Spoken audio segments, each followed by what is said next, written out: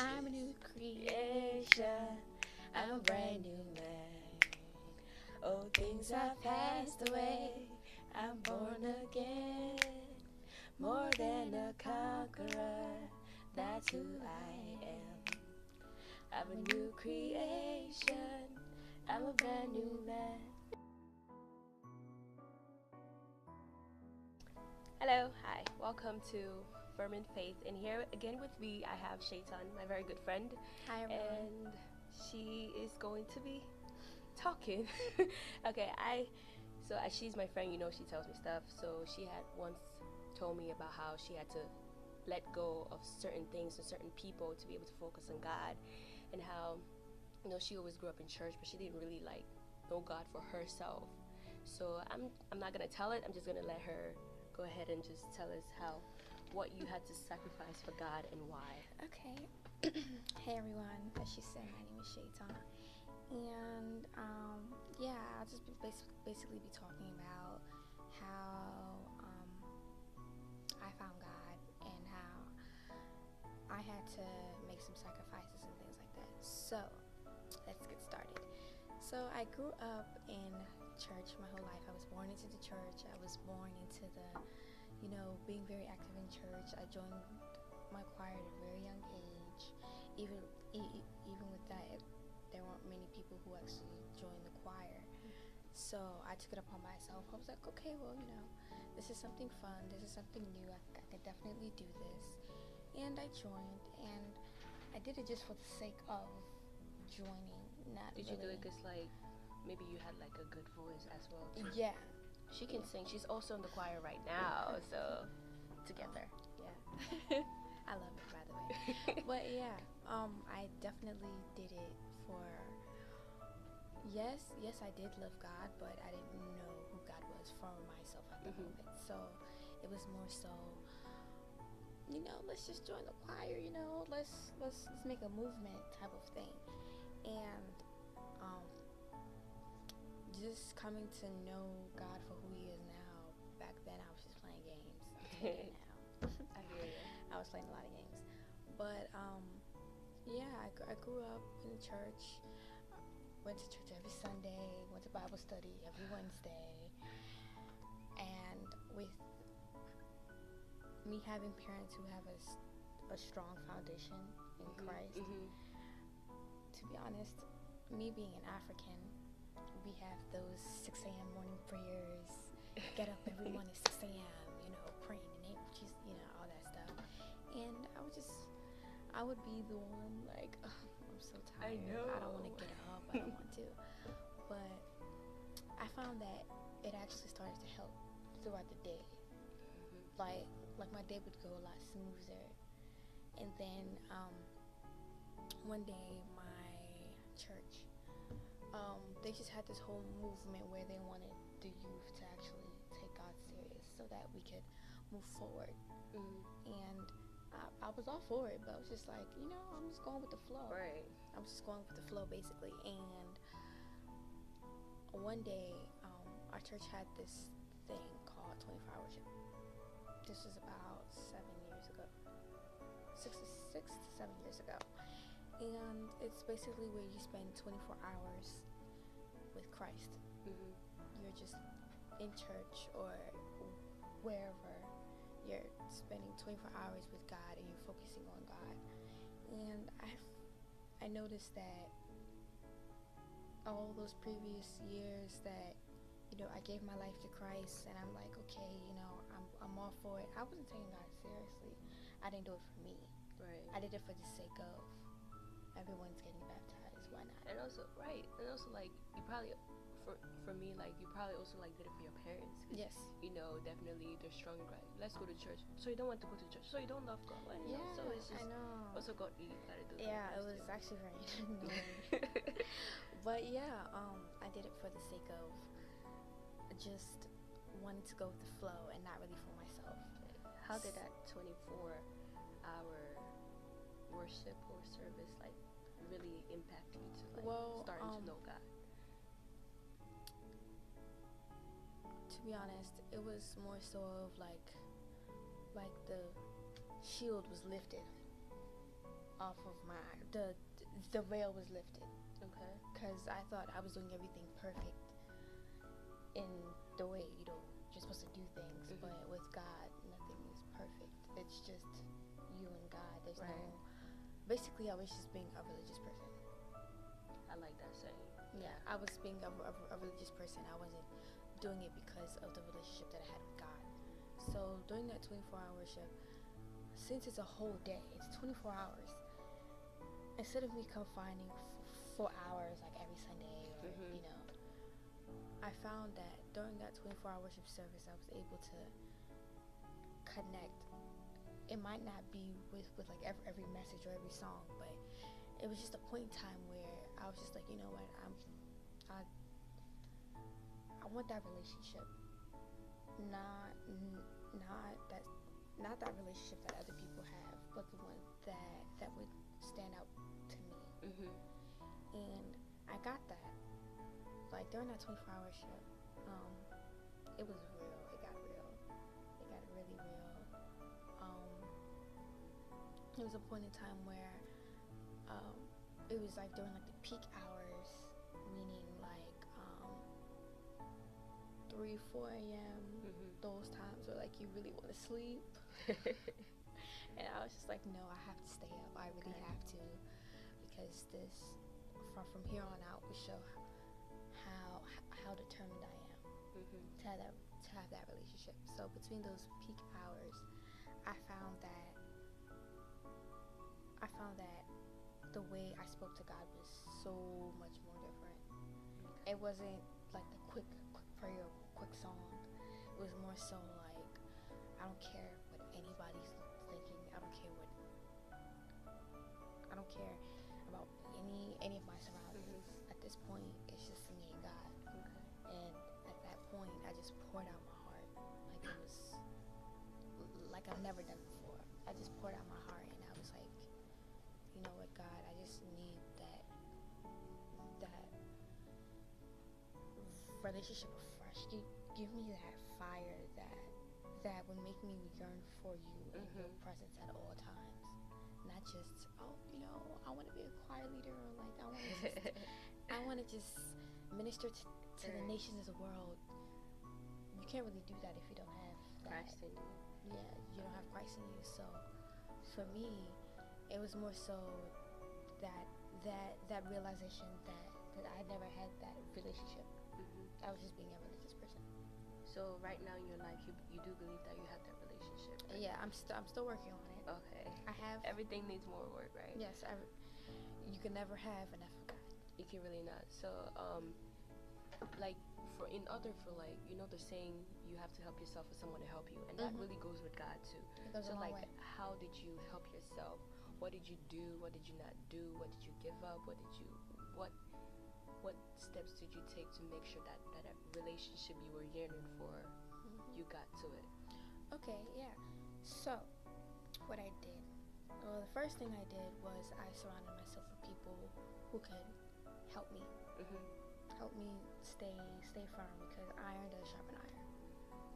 That's what iron sharpens iron. That's one of my favorite sayings. Iron does sharpen iron.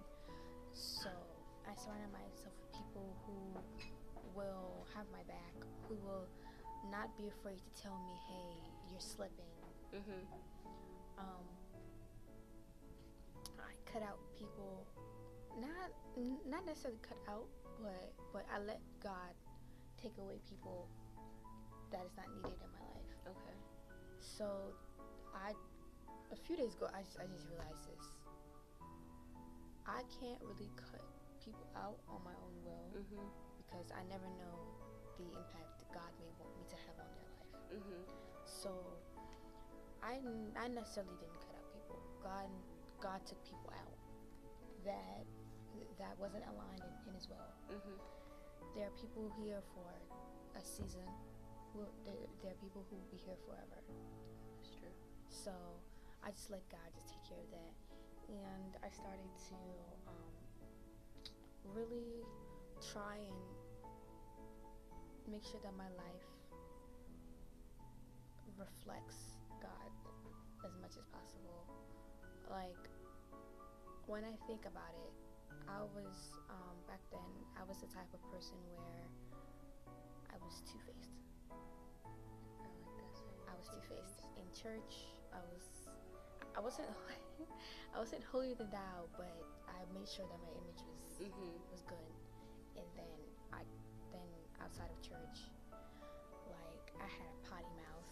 Oh my goodness, I'm still working on that. Whenever I get mad, I still have a potty mouth, but I had so much of a potty mouth that literally every other word was a cuss word, and it wasn't pretty. So It's really not pretty. Cursing is just. it's not. It's pretty. unattractive. It's ugly. I'm Yeah. sorry. It's not. Continue. So yeah. So I had to try and make sure that what I say reflects what You do. what I do. So with that, I started to analyze every aspect of my life. Well, would God want me to do this? Would God want me to do this?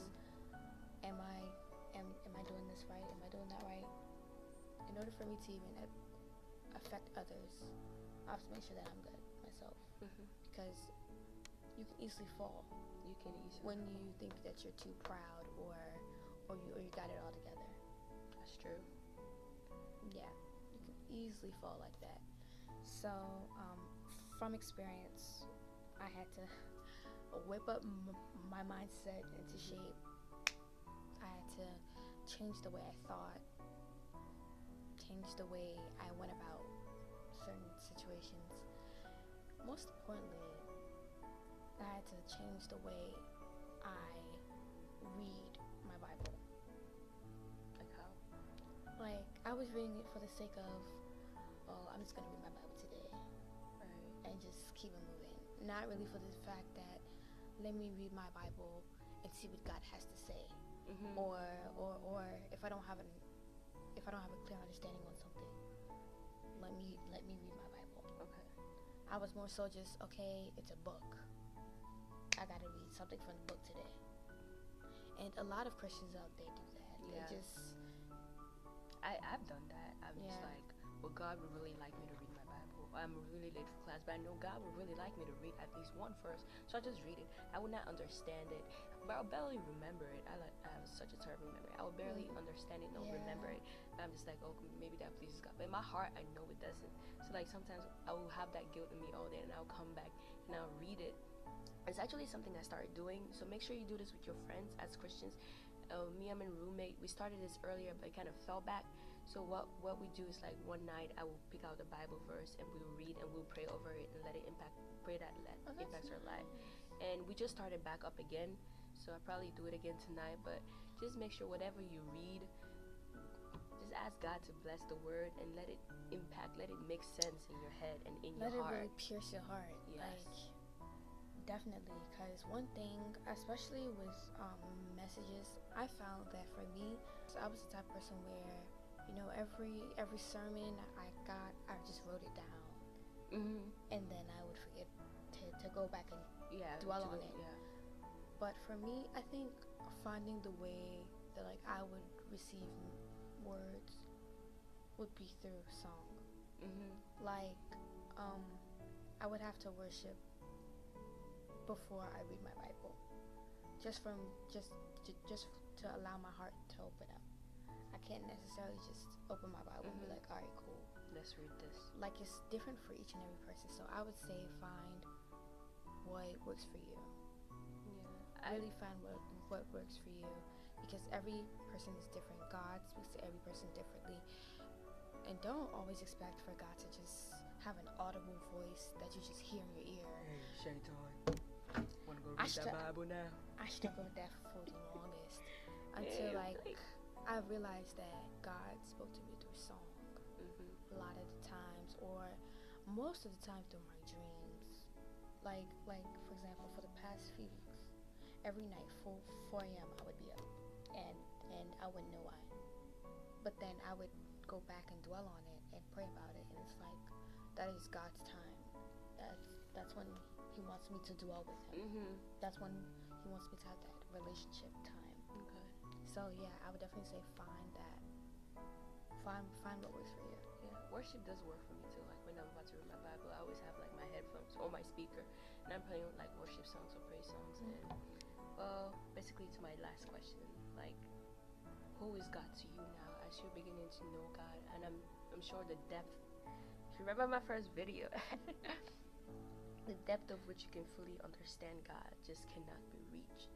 But so far, who is God to you? How do you see Him? Like, what has He done for you?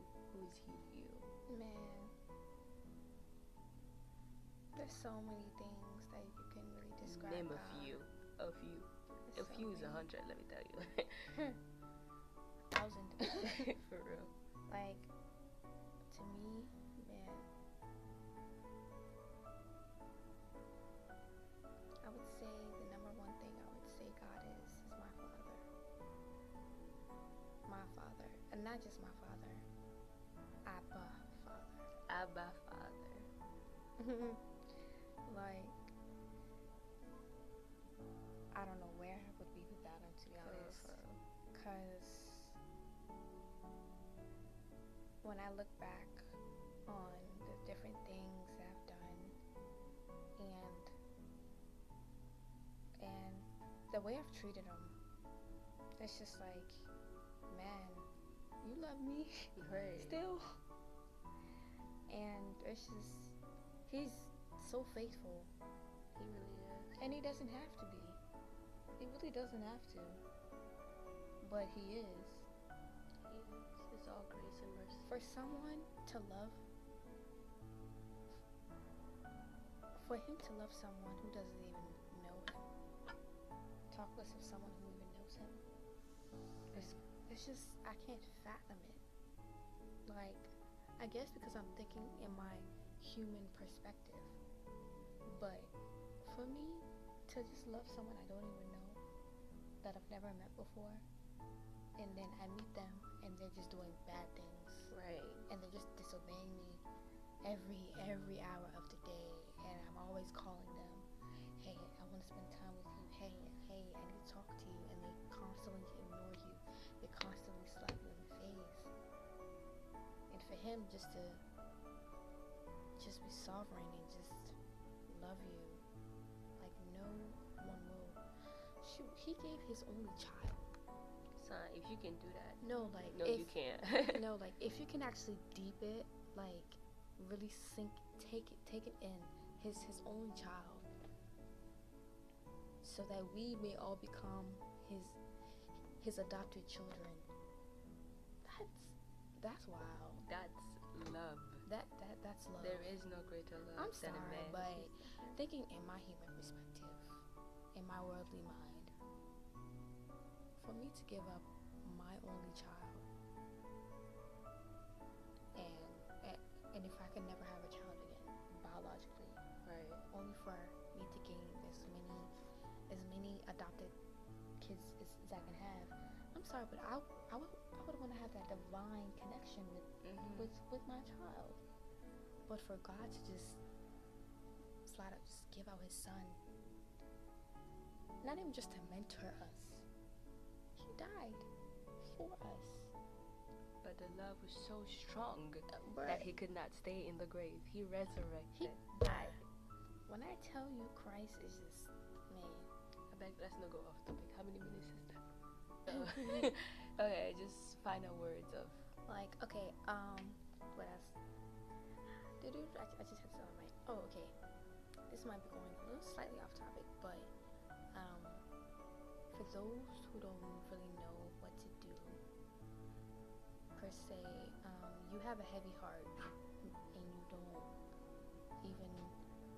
you don't even like, you feel like you're in a place where you grew up in church, and you want to know God, but you have such a heavy heart that you don't even know what to do.